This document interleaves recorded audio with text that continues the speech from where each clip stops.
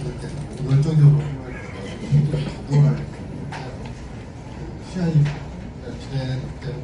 지금은 북한은 이제 DUT 평가위원과 지역공사 같은 경험을 공유하는 시간을 갖는데요. 작년에 저희 DUT 평가위원께서 유일하게 아시아인으로 참석하신 서울대학교 김재민 교수님이시고 DUT 평가위원께서 출마를 하셨습니다.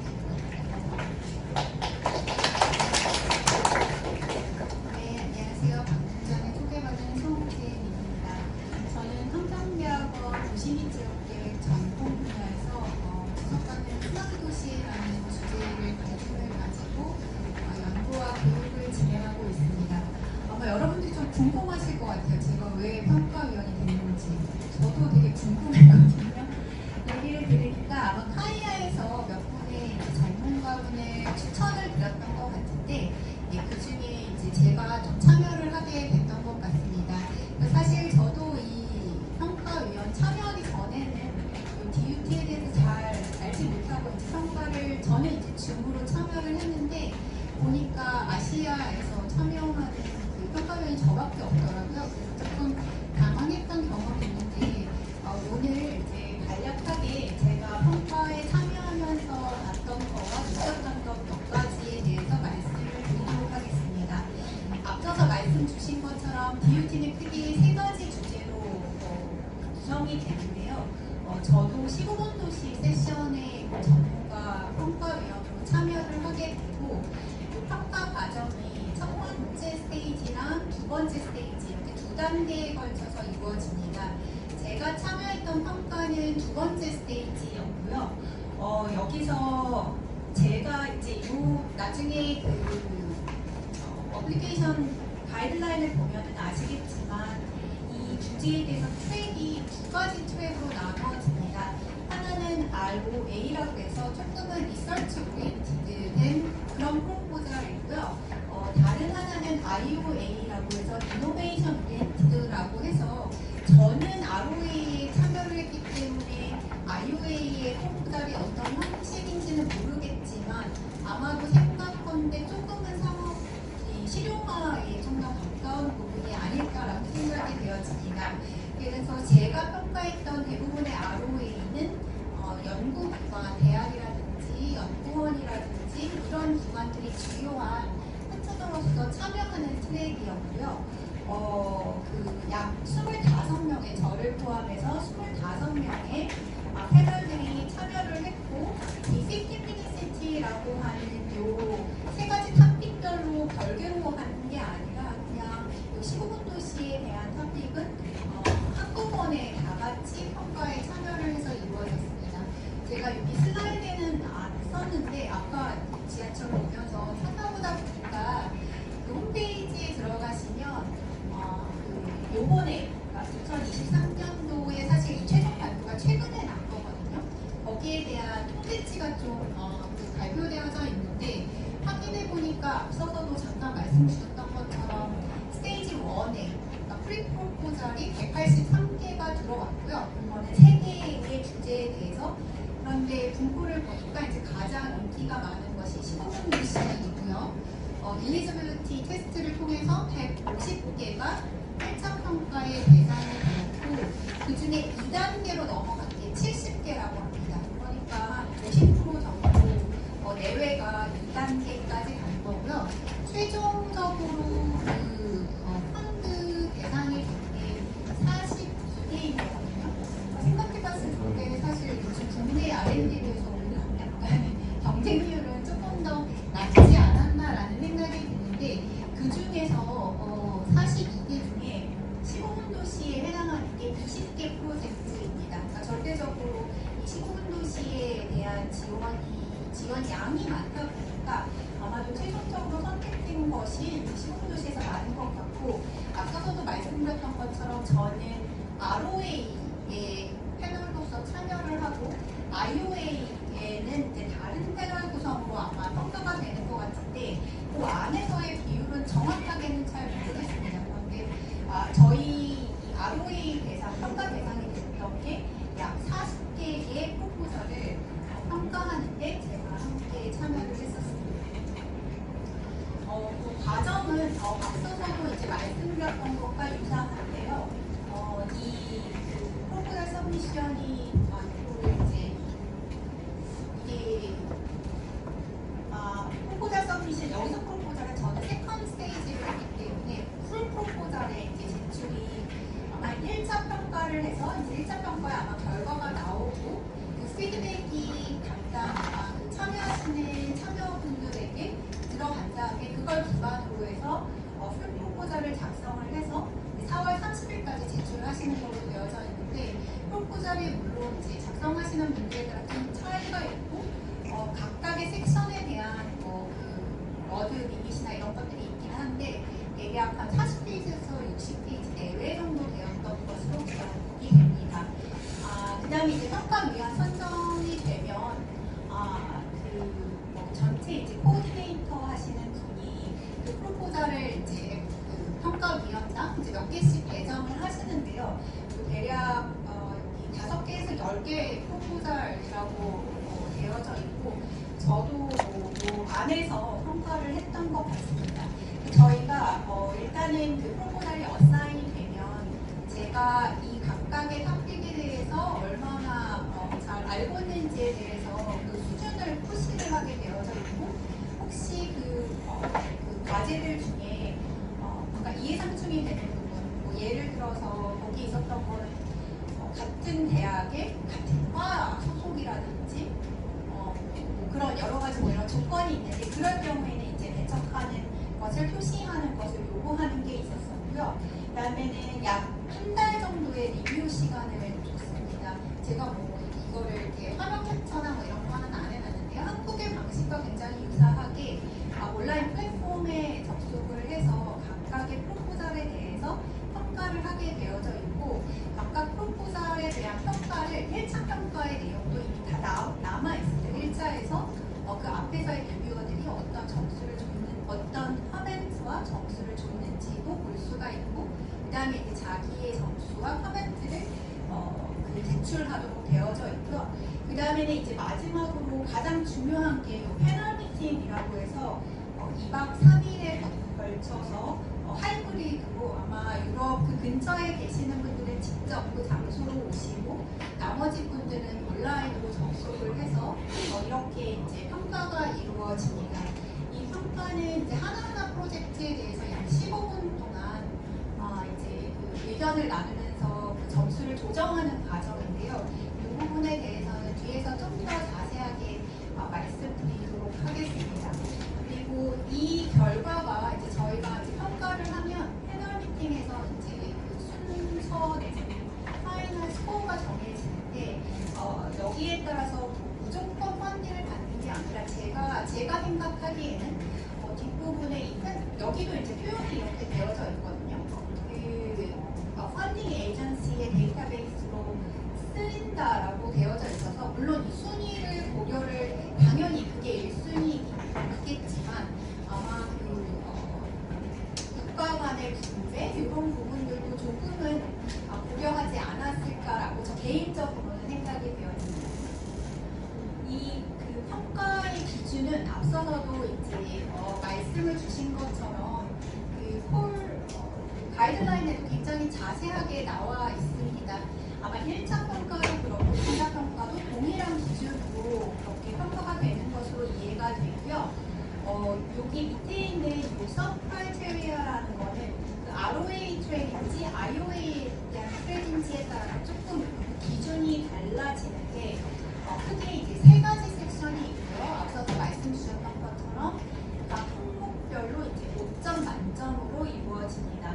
첫 번째 크라이테리아는 이제 우수성에 관한 부분인데 여기서 연구의 목적 및 독창성, 특히 저는 리서치 오리엔티드 ROA를 했기 때문에 이 연구의 독창성 부분이 조금 되게 중요하게 얘기가 되어졌던 것 같고요. 그리고 방법론이 과연 이해 가능한지, 그다음에 그 컨셉이 얼마나 신뢰성이 있는지도 중요한 부분이었고 또 이것이 다양한 국가가 참여하는 그런 국제 연구이다 보니까 국제 연구의 필요성에 대한 부분도 잘 기술해야 될 필요가 있을 것 같습니다.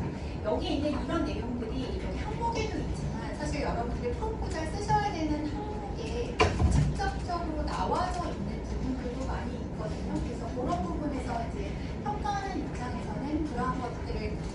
이제 매칭되는 섹션들을 좀 고려를 해서 평가를 했던 것 같고 5점 만점 4점 이 정도는 받아야지 어느 정도 각 항목별로 이 정도는 받아야지 나중에 최종 라운드까지 갈 수 있는 그 가능성이 높아질 것 같습니다.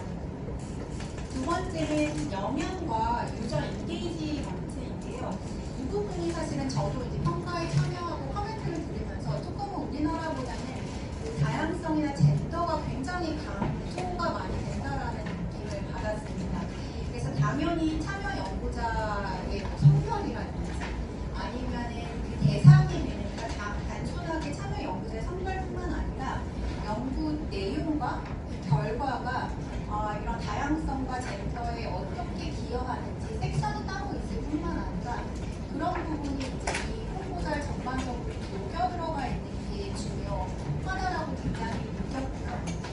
그다음에 다양한 이해관계자 참여 부분에서는 그 시정부라든지 그거 외에 NGO나 민간이 제가 평가한 ROE에서는 민간보다는 주로 NGO나 지방정부가 파트너로 참여하는 경우가 굉장히 많이 있었습니다. 그리고 구체적인 결과물이나 성과 계획이 좀 중요하게 얘기가 많이 되었고요. 이제 마지막 그 크라이테리아는 이제 이 퀄리티 앤 이피션시 오브 프로젝트 임플리먼테이션인데요.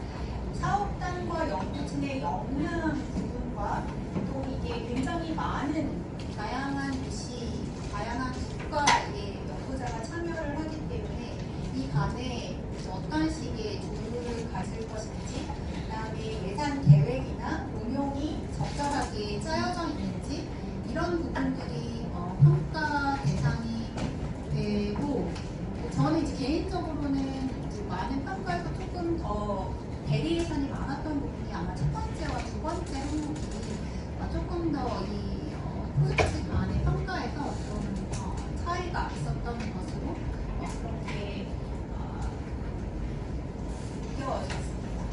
이 패널 미팅은 이 부분이 사실은 이제 최종 성적을 결정하는 되게 중요한 부분인데 조금 재미있었던 거는 보통은 한 프로젝트당 4분이 참여를 하고 그 중에서 좀 그 주제에 대해서 잘 알고 있다라고 체크된 그 리뷰어 중에 한 명을 리포터로 이렇게 어사인을 합니다. 그래서 이 리포터의 역할은 이 15분 그 평가가 진행되는 동안 이 과제에 대해서 굉장히 짧은 서머리와 다른 사람들의 평가를 좀 종합하는 커멘트를 하고요. 그 다음에 여기서 보통은 우리가 평가를 할 때는 산술 평균을 많이 하잖아요. 저희가 누구는 뭐 어떻게 하고 그런데 이게 이제 각자의 리뷰 커멘트를 입력하고 나면 나중에 최종적으로는 모든 사람이 다른 사람의 커멘트와 점수를 볼 수 있거든요.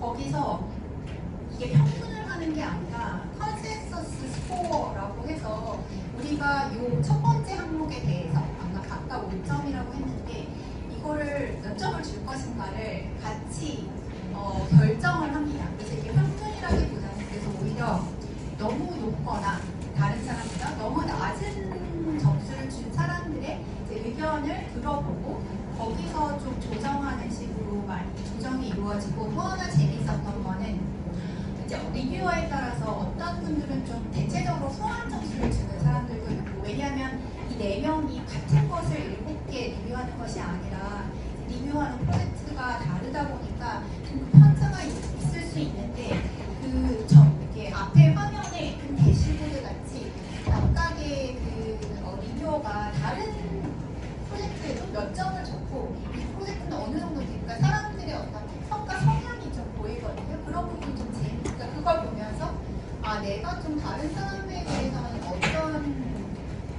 어떤 수준 혹은 어떤 스케일로 점수를 줬구나 라는 걸 보면서 좀 그게 조정하는 데도 좀 도움이 됐던 것 같습니다. 그래서 이 부분이 조금은 달랐던 것 같고 그래서 대체적으로 좀 그죠 좋은 점수를 받으려면 그렇겠지만 이 낮은 점수를 이제 주는 그 레셔널이 얼마나 강력한지에 따라서 사실 이 컨센서스 스코어가 좀 달라진다라는 그런 느낌을 받아서 이게 조금 우리나라 제가 참여했던 다른 평가랑은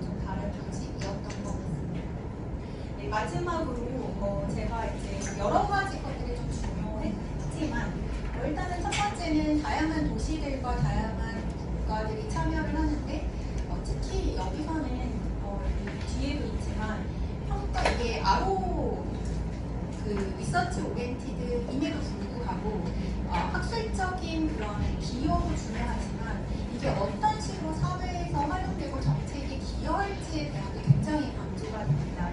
그래서 그런 맥락에서 이제 대상지나 도시 선정도 우리가 보통 이제 연구에서 그 하는 학술적인 연구, 한국에 생각하는 학술적 연구랑 조금 다르다는 느낌을 받았고 그런 것들이 굉장히 강조된다라는 느낌을 받았고 만약에 뭐 세 개의 도시, 세 개의 국가가 참여를 한다면 이 대상지들이 어떤 공통점, 차이점 혹은 어떤 보완점을 가지는지에 대한 논의가 이 트랜스내셔널 코퍼레이션의 레셔널에 있어서 굉장히 중요한 역할을 하고 있다는 것 첫 번째. 두 번째는 앞서서도 말씀드렸던 것처럼 그 연구 참여진의 다이버시티뿐만 아니라 그 안에서의 연구 결과와 연구 과정에서 이런 다양한 스테이크홀더들의 의견이 어떤 식으로 반영이 되고 결과물이 어떻게 기여를 하는지 그 부분이 두 번째 평가 항목 중에 두 번째 평가가 굉장히 중요하고 세 번째는 지자체가 대부분 지자체를 만약에 대상지에 해당하는 지자체가 보통은 다 많이 참여하고 물론 참여 기간 숫자가 조금 많다고 중요한 것은 아니지만 그것이 굉장히 필수적인 것 같이 느껴졌습니다. 그래서 만약에 그런 지자체가 참여를 안 하면 그거에 대해서 되게 우려스럽게 그거는 아마도 데이터의 활용이라든지 향후 이 연구 결과의 활용에 있어서 아마 그것들이 좀 문제가 된다라고 생각을 했던 것 같아요. 그다음에 이제 네 번째는 다양한 연구기관 간의 소통이나 공유 체계에 대해서도 좀 분명하게 할 필요가 있고 제가 이렇게 리뷰한 그런 홍보날들을 좀 다시 되돌아서 생각해 보면 저희는 보통은 여러 가지 세부 테스트가 세부 주제 연구 주제가 있으면 A라는 연구기관을 1, 2, 3, 4 이렇게 보통 이제 매칭을 행정 편의를 위해서 이렇게 많이 하는데 여기서의 그런 물론 안 그런 프로젝트들도 있겠지만 많은 경우에 세부 주제 1에 대해서도 모든 물론 그 정도가 리드하는 그 기관이 있기는 하지만 대부분의 그 참여 기관들이 다 또 하나의 주제에 다 참여할 수 있는 그런 식으로 구성을 하는 게 또 조금은 한국에서 저희가 일반적으로 공동정보를 기획하는 거랑 조금 차이가 있다라고 느껴졌습니다. 그리고 다섯 번째는 앞서도 말씀드렸던 것처럼 리서치 오리엔티드 된 그 트랙에서 제가 평가를 했을 때에도 이게 그런 학술적인 기여도 굉장히 중요하지만 이것의 활용과 사회적인 영향 이런 것들에 대한 게 굉장히 중요하다는 것도 평가 결과에 대한 최종 합의에서 아까 말씀드렸고 마지막에 제가 최종적으로 제가 했던 리뷰에서 제가 그때 노출을 하거나 그러지 않아서 정확히 뭐 몇 점을 받아야 이렇게 파이널 그 펀딩 대상이 되는지는 잘 모르겠는데 그때 이제 전체 코디네이터 분이 그런 말씀을 하셨거든요. 이번에는 조금은 다른 데보다는 전체적으로 점수가 높다. 그래서 A랑 사실 A 플러스가 굉장히 많아서 A 플러스는 펀딩을 해야 된다는 거고 A가 약간 펀더블 내지는 펀딩을 레커멘드 한다 그런 수준이었는데 사실 저희 때는 A까지 받은 대상 사업도 굉장히 많았었는데 결과적으로 A에 해당하는 그런 프로젝트도 많이 대상이 된 것 같지는 않고 결국은 꽤 높은 점수를 받아야지 세계 부문에서 꽤 높은 점수를 받아야지 최종 선정이 되는 것 같고 또 국가 간의 이런 비율도 통계랑 이런 것들을 이렇게 계속해서 공지를 하는 것을 보면 그것도 좀 중요하게 생각하는 크라이테리아가 아닐까라는 생각이 듭니다. 그래서 이 내용들은 그냥 제가 평가하면서 느꼈던 굉장히 개인적인 거라 공식적인 내용들을 시즌평가는 좀 차이는 있을 수 있는데 이거와 관련해서 혹시 나중에 추후에 궁금한 사항이 있으시면 질의응답 시간이나 아니면 나중에 이메일 주시면 제가 답변 드리도록 하겠습니다. 네, 감사합니다.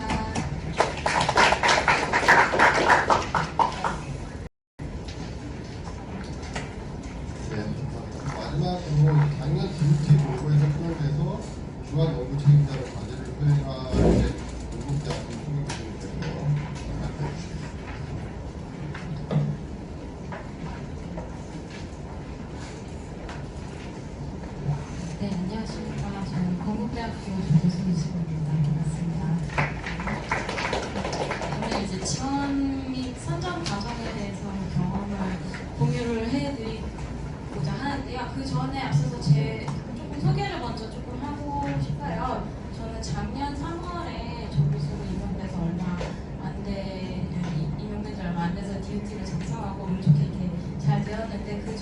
이제 유시버크에서 박사와 박사과 연구원을 하면서 사실 그때 맺게 된 어떤 네트워크로 이번에 DUT 같이 공동 작업을 했다고 이해해 주시면 좋겠습니다.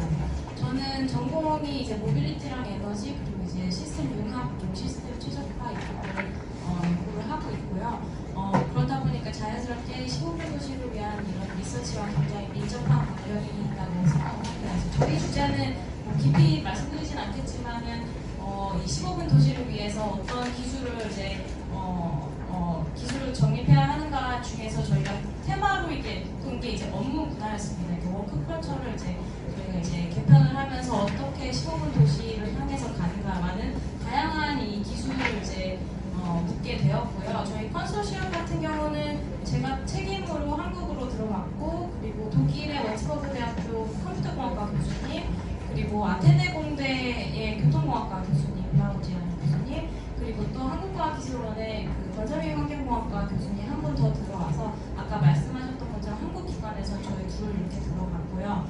그 외에 제가 이따가 좀 더 강조드리겠지만 한 개의 도시 이제 지방자치단체가 들어왔었어야 했어요. 그래서 저희 2023년 폴텍스트 보시면은 우리나라에서는 지방자치단체가 들어가지 못하게 되어 있는데 필수 요건이 지방자치가 들어가는 거였기 때문에 열심히 부탁을 드려서 이제 그리스 교수님이 연결을 해서 급하게 이제 그리파더 신청이 들어왔고요. 그 외에도 이 아테네시 산하의 IT 기업이 들어왔습니다. 그래서 총 6개 기관으로 되어 있고, 이제 이거는 조금 뭐 부수적인 이야기지만 그 펀딩 디스트리뷰션이 이렇게 엔밀로 되진 않았고요. 특히 이제 시청 같은 분은 이제 풀타임 잡이 따로 있으시고 하시기 때문에 이제 펀딩이 좀 낮았고, 심지어 저 다엠 같은 기업은 이제 과제에 들어오면서 자기네들 이제 컨트리뷰션 하겠다 이런 식으로 소량이 좀 이렇게 들어오는 경우였습니다. 이미 너무 열심히 설명 앞에서 해주셔가지고 저는 조금 간단하게 할 텐데, 보시면 제가 빨간색으로 칠한 게 있고 주황색으로 칠한 게 있는데 이거는 난이도라고 보시면 됩니다. 그리고 이제 제안서 준비하는 과정에서 제가 실제로 했었어야 하는 일 위주로 이렇게 설명을 드릴 건데 하나씩 조금 설명을 드려보겠습니다.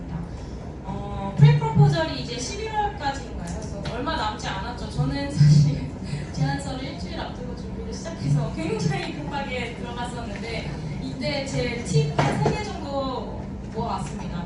국제 협력이 정말 엄청 필요한데, 이거는 이제 아시겠지만 유럽 분들은 굉장히 이제 커뮤니케이션이 조금 대답이 늦거나 뭐 이메일 답장 안 하거나 이런 부분이 조금 더 많은 것 같아요. 특히 그 행정적인 부분에서는 정말 느립니다. 뭐 예를 들어서 제가 같이 일했던 독일 분들은 뭐 그쪽 내셔널 거버먼트랑 연락하려면 한참 뭐 이메일 일주일 동안 기다리고 이런 부분이 있었어요. 근데 프리프로포절에서는 그런 부분이 아직 그렇게 크게 중요하진 않고요. 여기서 이제 꾸리는 거, 그 메인 아이디어 이렇게 모으는 거, 그게 가장 중요한데요. 그렇기 때문에 이게 나라 간 적극적이고 가로치고 빠른 커뮤니케이션 정말 필수라고 생각을 하고, 저희가 작년에는 이제 한국이 처음 들어가는 거고, 제 주변에 들어가신 경험이 많이 없으셔서 좀 모르는 정보가 되게 많았어요. 그럴 때마다 폴텍스트를 거의 교과서처럼 계속 찾아봤습니다. 폴텍스트 보시면 거의 몇백 페이지라서 정말 쉽지 않은데, 그래도 찾아보면 거의 모든 정보가 다 남아 있습니다. 특히 국가별로 이제 필요 요건 찾으실 때는 국가별 국가 이름으로 검색하시면 정말 편하고요. 그 팁 3번이 가장 사실 전 중요한 것 같아요.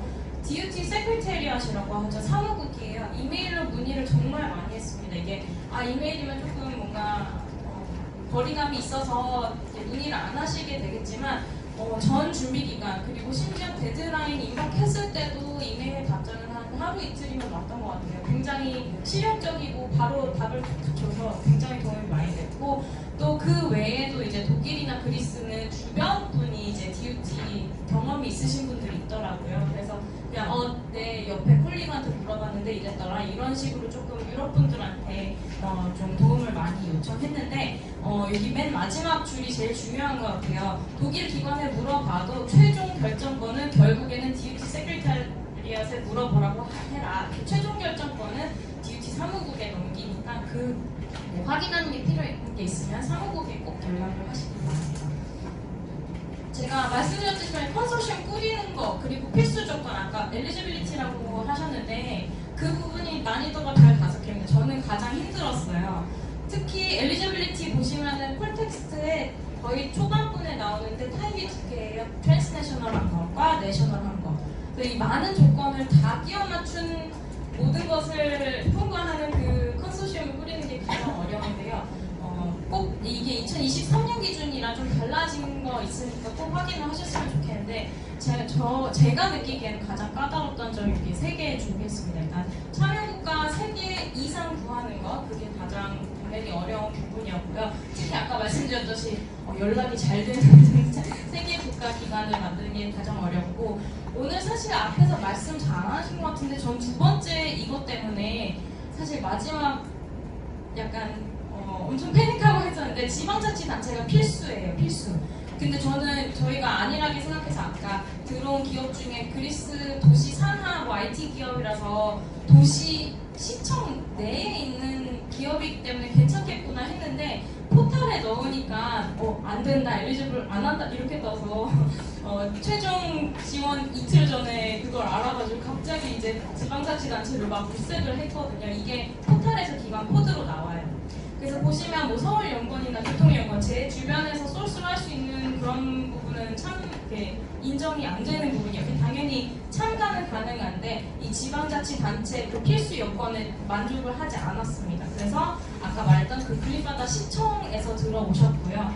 그래서 시청, 뭐 도청, 군청 이런 쪽으로 들어와야 하고 대표 담당자가 필요합니다. 근데 뭐 이러면 프리포절 때 얼마 안 남았는데 막 공문 이런 거 하는 거 힘들지 않나 하는데 그때는 공문은 필요 없었고요. 심지어 풀 프로포절 때 그 공문 같이 이제 참여 의향서 이런 거는 필요하지 않은데 Letter of Intent라고 참여 의향서 요 정도만 레터로 풀 프로포절 때 준비를 하시면 될 것 같습니다.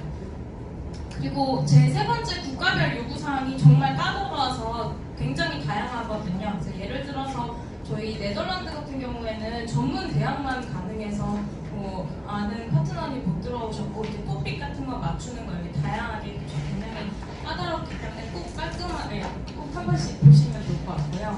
콜텍스트 이렇게 붙여서 저희 하는 거라는 거 있습니다. 근데 사실 이거 하면서 가장 어렵다고 생각했던 게 굵직굵직한 필요 조건만 맞추면 되는 거 아니야? 라고 생각을 했었는데 저희가 예산 짤 때 그 독일분이 굉장히 이제 꼼꼼하셔가지고 체크한 부분이 있었어요.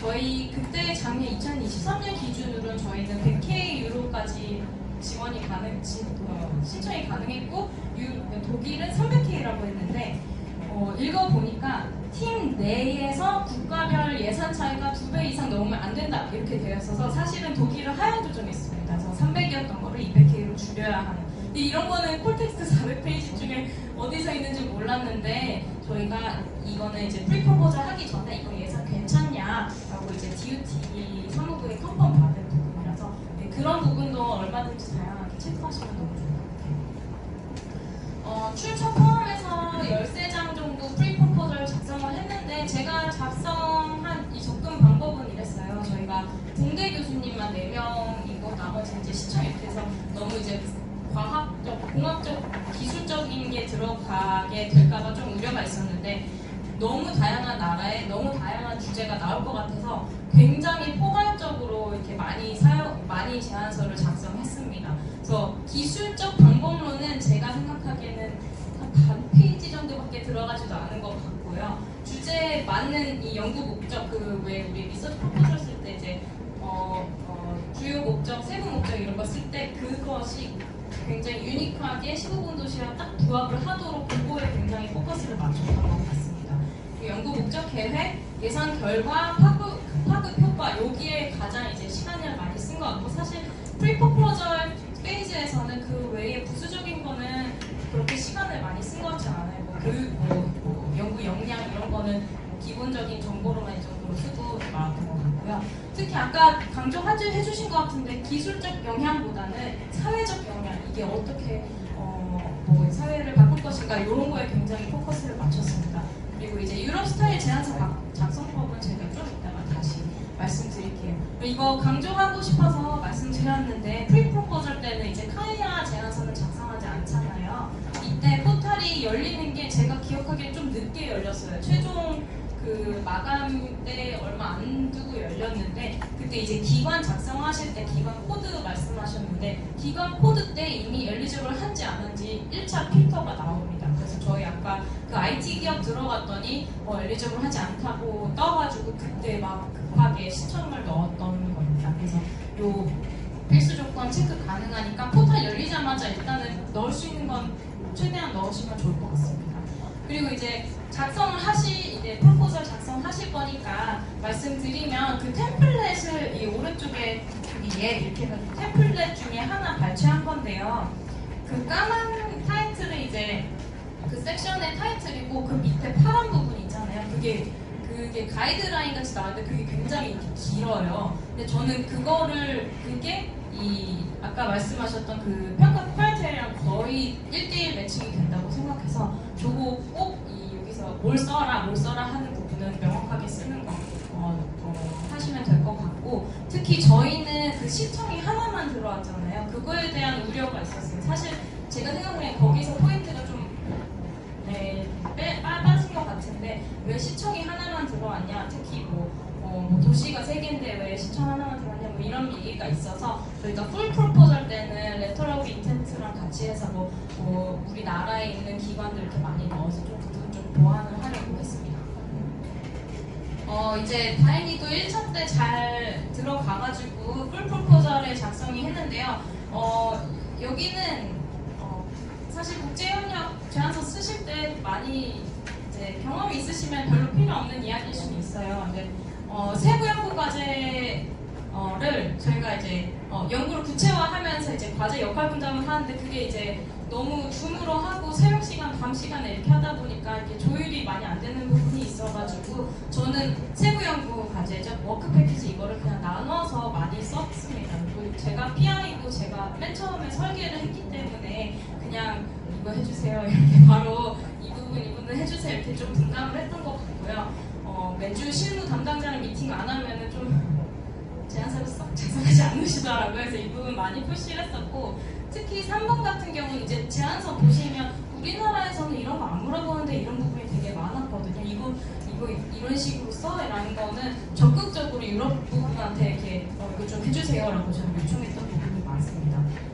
그래서 DOT 제안서 중에 제가 좀 공유하면 좋을 것 같은 2가지 유럽 스타일 제안서 특징과 이제 협력 과제 고려사항만 말씀드리고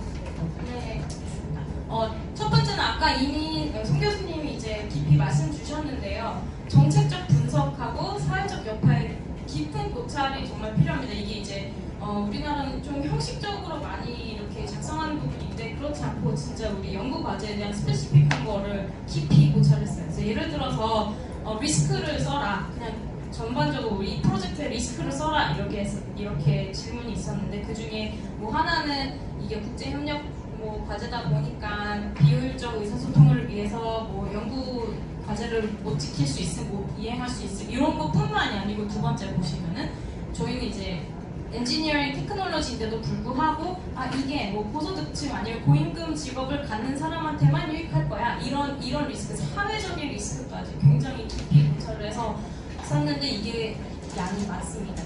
풀 프로포절 보시면은 전체 기술을 요구하는 걸 사용하게 작성하는데도 불구하고 사회적인 그 포션이 굉장히 많아요. 그런 부분 많이 쓴다고 말씀드리고 이거는 그냥 팁 같은 건데 저는 제가 처음이라서 말씀을 드리고자 했어요. 워크 패키지 같은 말이 계속 나와요. 워크 패키지는 이제 세부 연구 과제라고 이해하시면 좋을 것 같고 마일스톤은 이제 세부 연구 목표 이런 식으로 이해하면 좋고 딜리버러블은 뭐 연구 실적인데 중요한 건 이 펄슨 먼스예요. 이 펄슨 먼스가 저는 약간 생소했었어가지고 한 번 더 말씀드리면은 저희는 이제 예산 계획할 때 그냥 뭐 몇 명, 뭐 연구 임원 이렇게 작성하고 어떻게 쓸 건지 비목 이렇게 쓰고 끝나는데 이건 그게 아니고 각 워크 패키지마다 몇 명이 몇 시간 투입된다 요거를 이렇게 작성을 하게 되어 있어요. 그래서 보시면 저희 워크 패키지 1번에서 각 파트너들이 얼만큼의 퍼슨 먼스를 쓸지 이렇게 작성을 하게 되어 있어서 굉장히 디테일하게 들어갔고 오히려 저희 우리나라 제안서는 각 페이즈마다 얼만큼 쓸지 이게 원 단위로 들어간다면 보면은 이 과제에서는 퍼스먼스로 거의 다 작성이 된다고 하시면 생각하시면 될 것 같습니다. 근데 이게 좀 특이했던 게 학생, 뭐 학부든 박사든 석사든 교수든 인력 레벨 상관없이 퍼스먼스예요. 그래서 학생의 한 달도 1, 그리고 교수의 한 달도 1 이런 식으로 되기 때문에 좀 방법이 좀 특이했고요. 그리고 또 국가별로 인건비도 다르고 특히 뭐 그리스는 훨씬 인건비가 낮은 데 비해서 독일은 또 컴퓨터공학과라서 학생 인건비도 되게 높고 이렇게 측정되는 다양한 이 팩터가 있어서 퍼스먼스에서 이제 산출되는 인건비 계산하는 거는 그냥 각자 기관에서 다 담당을 해야 했습니다. 그래서 이런 부분은 사실 그 펀딩 어떻게 했냐 이런 부분에서는 거의 풀 프로포절에서는 피드백이 없었고요. 지금 현재 협업하는 과정에서 독일 측에서 들리는 말로는 거기서는 이제 그 제한 펀딩을 조절하는데 그 내부적으로 독일 내부에서 이렇게 진행이 된다고. 근데 하나는 그 독일 분이 자기 친구가 뭐 제안서 돼서 뭐 경험을 공유했다고 하는데 국가별로 퍼스먼스 총 퍼스먼스가 비슷하도록 저희가 만들었습니다. 그래서 뭐 독일이든 그리스든 총 기관을 다 뭉뚱그려서 퍼스먼스는 다 비슷하도록 계획을 했었던 부분이 있습니다.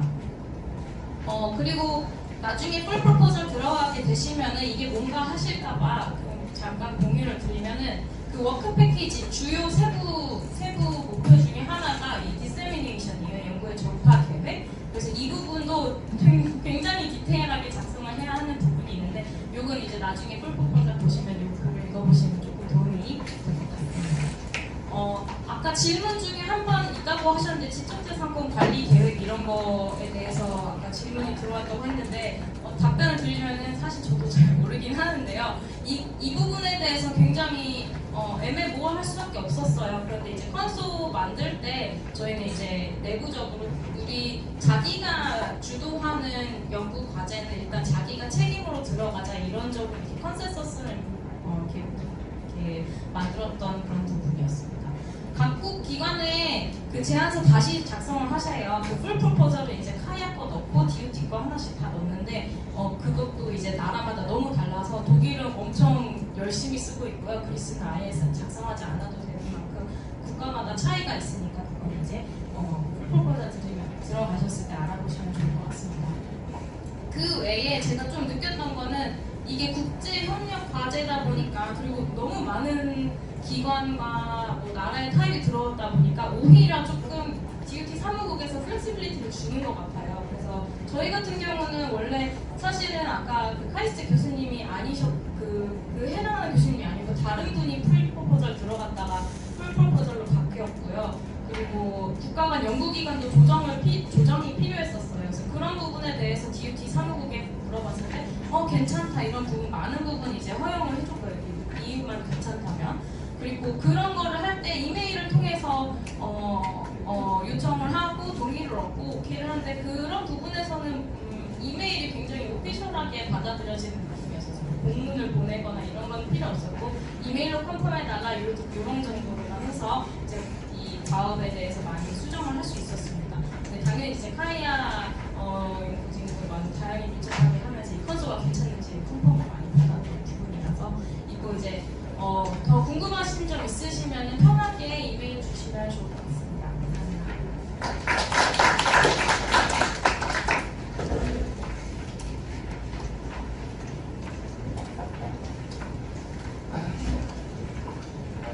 감사합니다. 저도 듣다 보니까 잠깐 지원하고 싶어요.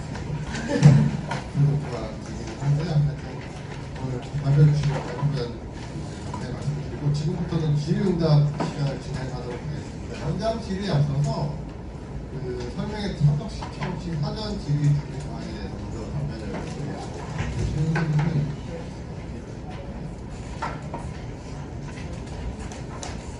네, 사전 질의 이렇게 정리해놨습니다. 네이버 설문으로 주셨던 질의사항이고요. 김화명 질문을 생략하고 질의사항 하나씩 답변드리겠습니다. 국내 과제별 연구 비에 대한 질문이었어요. 첫 번째는 답변을 내드리면 25년도 예산은 총 이제 선정되는 모든 과제에 대해서 다 합쳐서 3억 원이고 과제당 최대 지원 가능 예산이 DUT는 약 3.5억입니다. 36개월 이내에 제한하시는 기간 이내 3.5억 원, CET는 별도 제한이 없습니다. 하지만 아까 말씀드렸듯이 36개월 이내 제한하시는 기간 내에 3억 원 정도를 해주시면 좋겠다 말씀을 드립니다. 질문하신 내용은 아니고요. 선정 확률 높이게 어떤 나라랑 컨소시엄을 구성하면 좋겠나, 뭐 대학이어도 되느냐 이렇게 물어보셨는데 제가 정리를 보니까 예산을 좀 많이 DUT 프로그램 펀딩을 하면서도 그리고 연구 성과도 좋은 나라랑 하는 게 좋겠더라고요. 정말 독일, 예를 들어 이탈리아, 스페인, 오스트리아 등이 DUT 프로그램에 많이 펀딩을 합니다. 많은 펀딩을 한다는 것은 줘야 될 돈이 많다는 뜻이고, 어떻게 보면은 가능성을 봤을 때 우리가 같이 컨소시엄을 구성하면은 될 가능성이 조금은 더 높아진다. 이렇게 볼 수 있을 것 같습니다.